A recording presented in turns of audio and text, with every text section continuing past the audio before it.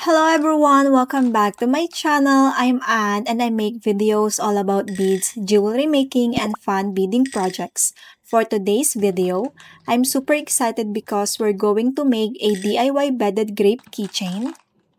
In my previous video, I made a cute smaller version of a beaded grape charm, and this time we're going to make a bigger grape design that we can turn into a keychain.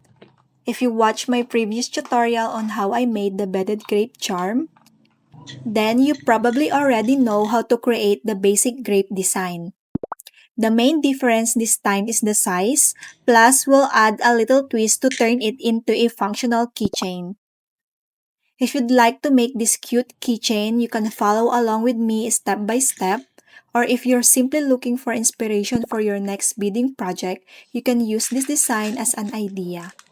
You can even add it to your small business as another cute handmade item to sell. So if you're interested in this project, just keep on watching and let's make this new beaded grape keychain design together.